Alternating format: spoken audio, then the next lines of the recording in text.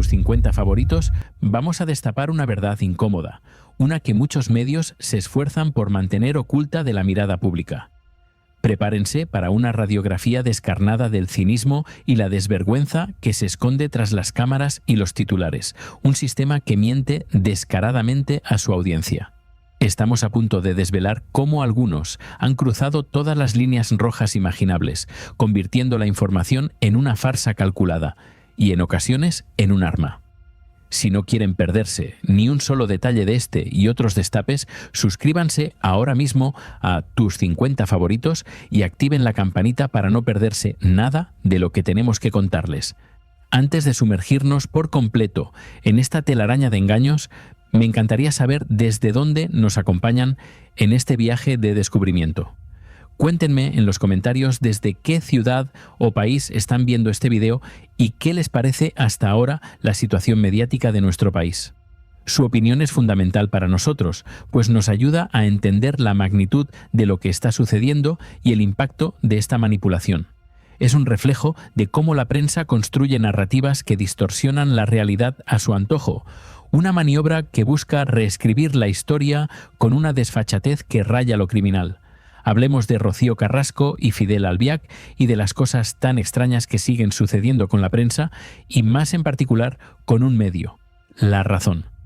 Vais a alucinar con lo que se cuenta en una de sus noticias y hasta dónde llega el nivel de manipulación. En este canal lo venimos denunciando una y otra vez, porque parece que algunos medios viven en un mundo paralelo, una realidad construida para intereses muy específicos. Nos contaron, por ejemplo, que Rocío Carrasco estaba devastada por la muerte de su suegro, Paco Albiac, cuando éste, según publicó en su libro póstumo, ni siquiera la había llegado a conocer. Este detalle, por sí solo, da buena cuenta de hasta dónde pueden llegar a mentir sin escrúpulos. No entendemos por qué, de un tiempo a esta parte, tienen un afán especial en blanquear a esta pareja, incluso reescribiendo su historia personal. La Razón, en la época de la docuserie, fue de los medios más críticos con Rocío Carrasco, una postura que entonces no abundaba. La transformación de La Razón es un verdadero expediente X, una voltereta editorial inexplicable que nos hace cuestionarnos sus verdaderas motivaciones. Una agenda oculta parece dictar su línea, ignorando su propio pasado y el de sus periodistas, como Marina Esnal, quien ahora tiene su exitoso canal de YouTube. El nivel de manipulación de su última noticia es brutal, y ahora lo van a ver con sus propios ojos. Comentábamos ya las imágenes de Rocío Carrasco en la presentación del programa de televisión española Hasta el fin del mundo, una especie de Pekín Express. En esas imágenes ella decía que el programa había sido la mejor experiencia de su vida, pero que aún así tenía muchas ganas de ver a su Fidel, reforzando la narrativa del amor incondicional.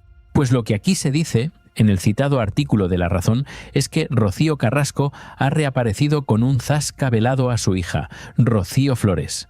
Claro, de su hija ni siquiera había hablado públicamente en este contexto, lo que hace la afirmación aún más inverosímil. ¿A qué se refieren con lo del zasca velado? Pues vais a alucinar, porque esto tiene que ver también con Terelu Campos, otro personaje clave en esta trama.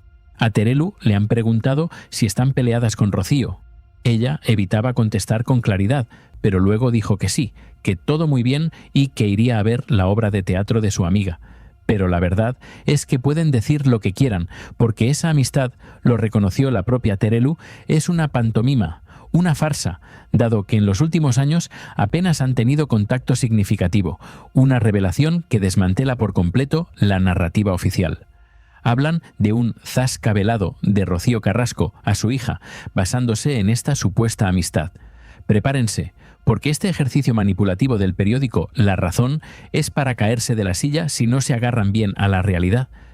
Dicen que Rocío Carrasco ha regresado de grabar Hasta el fin del mundo y que la hija de la más grande se perdió la entrevista de Rocío Flores, en la que, supuestamente, la culpó de haberle destrozado la vida. Sin embargo, uno de los momentos más comentados de la entrevista de Flores fue su cara a cara con Terelu, a quien el medio califica de íntima amiga de Rocío Carrasco. De íntima amiga lo decís vosotros y lo escribe La Razón, contradiciendo la propia realidad. Insisto, la propia Terelu ha reconocido en pleno rapapolvo que le estaba metiendo Rocío Flores para que la dejase en paz, que tan amigas tampoco son y que hacía mucho tiempo que no hablaban con asiduidad. pero aquí insisten en su narrativa, afirmando que fue Rocío Flores la que cuestionó esa amistad.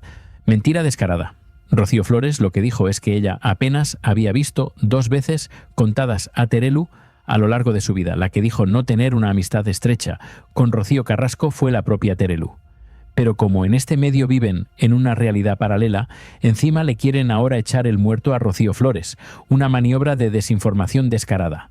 Dicen que Rocío Flores incluso aseguró haber coincidido con Terelu 1 o 2 veces, desmintiendo el mito de que otrora estaban muy unidas y que Carrasco y sus hijos pasaban las Navidades con las Campos. Aunque Rocío Carrasco no se pronuncia públicamente sobre su hija, mientras en guerras mediáticas tan solo la despedazó en una docuserie, La Razón concluye que ha aprovechado su regreso para lanzar un zasca velado a su hija y reafirmar que su relación con Terelu es prácticamente de familia. Después de todo lo que sabemos, todavía nos quieren vender la mentira de que son las hermanísimas, y con la desfachatez de decir que con eso Rocío Carrasco le está lanzando un zasca velado a su hija. De verdad, no se puede tener más vergüenza. Entiendo que manipuléis, pero es que lo hacéis descaradamente, como con lo del padre de Fidel Albiac, un episodio que quedó al descubierto y los dejó en evidencia. Este es el mismo medio que publicó, tras la entrevista de Amador Moedano en De Viernes, que Rocío Carrasco iba a demandarlo por llamarla traicionera. Esto después de todas las barbaridades que la propia Rocito había dicho de Amador Moedano, tachándolos de jauría y alimañas. La Razón salió con aquello, y ahora con esto, queriendo convencernos de que Rocío Carrasco y Terelu Campos siguen siendo hermanísimas. Es un patrón constante de desinformación que busca crear una imagen idealizada, una fachada de amistad que se desmorona al menor contacto con la verdad y las propias declaraciones de las implicadas. Nos venden una fantasía mediática, retorciendo la realidad para sus intereses, dejando a la hija de Rocío Jurado en el centro de todas las miradas. Luego tenemos a 10 minutos, que yo, una vez más, he alucinado. ¿A qué viene esta adulación desmedida hacia la figura de Fidel Albiac? Los 10 momentos que demuestran que Fidel Albiac es la persona que nunca falla a Rocío Carrasco, titula el artículo, con un tono casi reverencial. Tras su asistencia a la presentación de Hasta el fin del mundo, se repasan otros momentos en los que el abogado ha mostrado su apoyo incondicional. Lo que aquí llaman apoyo incondicional, en otras ocasiones se ha hablado de un control excesivo que ha ejercido sobre la vida de su esposa. Todo esto viene a cuento de que Fidel estuvo presente en esa presentación, un evento público al que, curiosamente, no suele asistir. Dicen que siguió, entre bambalinas, la rueda de prensa y estuvo muy pendiente de las palabras de todos, y en especial de las de su esposa. Hablan de episodios del pasado en los que fue el gran apoyo de Rocío Carrasco, que estuvo ahí cuando perdía a sus padres. Yo alucino, sabiendo todo lo que sabemos de lo que pasó con Pedro Carrasco, cómo terminaron las cosas entre padre e hija poco antes de su fallecimiento. Nos la quisieron colar en la docuserie con una historia muy distinta, pero aquello se desmontó por completo gracias a la hemeroteca y testimonios. Sabiendo el papel que jugó Fidel en esa historia y las imágenes de Pedro Carrasco hablando de él, que ahora nos cuenten esto, es indignante. Aquí tenemos esas semblanzas de San Fidel Albiac, el grandísimo ser de luz, como si fuera una figura intachable. Es una construcción mediática que busca borrar el pasado y reescribir la memoria colectiva, presentándonos un héroe donde muchos solo ven sombras y manipulación. Esta canonización carece de fundamento, contradiciendo los hechos conocidos. No sabemos si ha tenido algo que ver en el casual, y tan casual, encuentro entre Rocío Carrasco y Ana María Aldón en un centro comercial. Digo casual porque fue justo el fin de semana en que Ana María Aldón, desapercibida mediáticamente, apareció en fiesta hablando del testamento de Micho. Fue todo muy extraño. Muchos interpretaron esto como un intento de Ana María de agarrarse a Rocío Carrasco para buscar conflicto y volver a tener relevancia, una táctica vieja que algunos medios siguen comprando. Pero atentos a la respuesta de Rocío Carrasco, a quien le han preguntado sobre ese supuesto encuentro y ha dicho que son tonterías. Ella negó rotundamente cualquier encuentro significativo con Ana María, calificándolo de pura invención. Fue un jarro de agua fría para quienes buscaban un nuevo culebrón. Rocío Carrasco no parece muy interesada en hacer migas con Ana María Aldón, lo que dejó en evidencia el intento de esta última. Un duro golpe para Ana María, porque era el único clavo ardiendo al que podía agarrarse para seguir en los medios ejerciendo de amiga y defensora de Rociito ante lo que se viene en Telecinco, una estrategia que le salió por la culata. Cuando te rebajas de todas las maneras para ganar televisión, pasan estas cosas. Ana María ha quedado fatal, expuesta en su desesperado intento por aferrarse a la fama. Y fijaros también en Fidel Albiac, entre bambalinas, haciendo su papel habitual, casi siempre en la sombra. Luego se enfada la gente cuando decimos que es el hombre en la sombra, que tiene de todo menos luz, como dijo Rocío Flores. Pero es que estas imágenes, sin hacer nada malo, muestran que prefiere la oscuridad, lejos del foco mediático. Es esa figura misteriosa, cuya influencia se percibe en cada narrativa mediática diseñada para su beneficio. Un personaje clave en esta trama de verdades a medias y engaños, cuya imagen es pulida y protegida por algunos medios con devoción casi religiosa. Esta es la cruda verdad que intentan ocultarles, la realidad detrás de los titulares que reescriben a su antojo, ignorando la voz de los protagonistas y el sentido común. Nos han vendido una historia edulcorada, plagada de contradicciones para manipular nuestra percepción en favor de una agenda oculta. Pero la verdad, como siempre, termina saliendo a la luz, y en Tus 50 favoritos seguiremos aquí para desenterrarla y traerles la información sin filtros, la que realmente importa y la que algunos intentan que nunca escuchen. Permanezcan atentos, porque esto es solo el principio. Hemos desentrañado la farsa mediática en torno a Rocío Carrasco y Fidel Albiac, pero la podredumbre en algunos rincones de nuestra televisión no termina ahí. Ahora nos adentramos en un capítulo aún más vergonzoso, uno que tocó la fibra de la dignidad y la ética periodística en sus cimientos.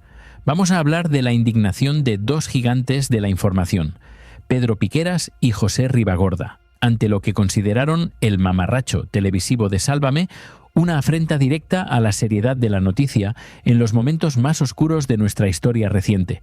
Durante mucho tiempo, la transición entre Sálvame y los informativos de Telecinco fue un experimento de dudoso gusto, un choque cultural entre el entretenimiento más descarnado y la sobriedad noticiosa. Eran los tiempos en que Sálvame, en su formato tomate, servía de telonero a la información, y la forma en que daban paso al telediario generaba controversia. Con Jorge Javier Vázquez y compañía al frente, las bromas y el humor, a menudo obsceno, chocaban de frente con la solemnidad de las noticias que seguían, creando un contraste inquietante para muchos espectadores y especialmente para los periodistas. Pedro Piqueras, una figura icónica de la información, fue durante 17 años director de informativos de Telecinco y presentador de la edición de las 9, la más importante del día. En 2023, al cumplir su ciclo, concedió una entrevista a Televisión Española en la que repasó toda su trayectoria profesional. En esta charla íntima, el periodista rememoró sus difíciles comienzos en Mediaset, donde la audiencia no le acompañaba al principio e incluso recibió un recado del propio Paolo Basile, entonces consejero delegado de la cadena, quien le expresó su preocupación. Piqueras confesó haber pensado que su etapa duraría poco, lo que demuestra la presión y el compromiso que siempre ha tenido con su trabajo. Sin embargo, la cosa mejoró, y Piqueras se consolidó como una referencia. Pero volvamos al punto que nos interesa. Los polémicos pases de Sálvame al informativo. Eran pasos completamente ridículos. Ha explicado José Ribagorda, presentador de Telecinco en la era Piqueras, quien también participó en la entrevista. Según Ribagorda, era algo que nadie entendía ni podíamos entenderlo. No tenía ningún tipo de sentido, ni lógica, ni un porqué, ni gracia. No tenía nada. La verdad es que esta crítica a la gente de Sálvame es brutal y pone de manifiesto el descontento interno que existía. Se percibía en las caras de los presentadores de informativos cuando se producían estas transiciones. Una incomodidad palpable que ahora, con estas declaraciones, se confirma plenamente.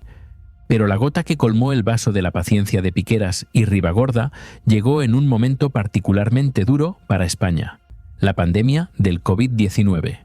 Piqueras ha explicado con gran indignación: me enfadé porque no paraban de bailar. El informativo tenía que entrar, estaban haciendo chistes más o menos graciosos y yo tenía ese día casi 1000 muertos en España como consecuencia del COVID. Imagínense la situación con la que estaba cayendo en ese momento, cuando solo se hablaba de muertos y desgracias. Tú tenías que explicar esto en un informativo de alcance nacional. Y de repente te daban paso, con otros haciendo, literalmente, el mamarracho, en un despliegue de humor negro que rozaba la ofensa. Es normal que a Piqueras no le hiciera ninguna gracia y le sentase a cuerno quemado. Sí que se me ve que estaba realmente enfadado, confesó. A pesar de ser una persona muy educada, no pudo contener su indignación y le dijo a Paolo Basile: «Paolo, lo que vi anoche no me gustó». La respuesta del consejero fue prometedora. «No te preocupes porque vamos a buscar una solución». Y así fue. Estas palabras de Piqueras no son solo un desahogo personal, son el grito de un periodismo que se negaba a morir frente al espectáculo, un testimonio de la vergüenza que sintieron muchos profesionales de la información. El contraste entre la frivolidad de Sálvame y la magnitud de la tragedia nacional era sencillamente insostenible, una bofetada a la memoria de aquellos que ya no estaban. Ante estas declaraciones, María Patiño, una de las caras más visibles de Sálvame y el universo Telecinco, ha reaccionado públicamente. No le ha hecho ninguna gracia lo que han dicho quienes fueron, en algún momento, sus compañeros. Patiño ha intentado deslegitimar las críticas, afirmando: «Ribagorda, en más de una ocasión me felicitaba por mi trabajo en Socialité y cómo la curva ascendente del programa favorecía el informativo». Esto es un ajuste de cuentas, un intento de poner a Ribagorda como una persona falsa que ahora critica Sálvame, pero que en su momento la felicitaba por las audiencias de Socialité, un programa que, aunque de entretenimiento, tenía un formato distinto al de Sálvame Diario, y no se emitía justo antes del telediario principal. Sin embargo, el argumento de Patiño pierde peso al analizar el contexto. Una cosa es felicitar por la audiencia de un programa de fin de semana, y otra muy distinta es justificar el mamarracho televisivo en los minutos previos a un informativo que debía comunicar una tragedia nacional. No es lo mismo el formato de Socialité, enfocado en crónica social de forma más distendida, que la burla y el baile de Sálvame antes de dar paso a las cifras de 1000 muertos diarios. La situación con Sálvame antes de los informativos no tenía justificación alguna, y menos en épocas tan complicadas como la del COVID-19. Aquí, tanto Piqueras como Ribagorda tienen toda la razón. Su indignación es no solo comprensible, sino necesaria y justa. El episodio de Sálvame y la pandemia es un claro ejemplo de cómo la búsqueda de la audiencia a cualquier precio puede llevar a cruzar todas las líneas éticas y morales. Fue una burla a la seriedad que exige la información en momentos críticos, un desprecio hacia el dolor de miles de familias. Este tipo de incidentes erosionan la credibilidad de los medios y la confianza del público en el periodismo. En este canal, Tus 50 favoritos, creemos firmemente en la importancia de un periodismo honesto, riguroso y con sentido de la responsabilidad. Nos negamos a que la información se convierta en una farsa calculada o en un circo donde la tragedia es una excusa para el entretenimiento banal. Lo que han escuchado no es solo la verdad, es la confirmación de que algunos medios han cruzado todas las líneas rojas imaginables. Es nuestro compromiso seguir destapando estas realidades, mostrarles el lado oculto de la televisión y los medios de comunicación, sin filtros ni agendas ocultas. Si valoran un periodismo crítico y valiente que se atreve a señalar los puntos oscuros de la manipulación, les invito a que se suscriban a Tus 50 favoritos en este preciso instante. Su apoyo es fundamental para que podamos continuar con esta labor de denuncia y análisis profundo. No se queden solo con lo que les cuentan, búsquenlo, cuestiónenlo y sobre todo no dejen de informarse. Activen la campanita para no perderse nuestro próximo video, donde seguiremos explorando las verdades que no quieren que se conozcan. Nos vemos en el próximo informe con más verdades incómodas y destapes necesarios.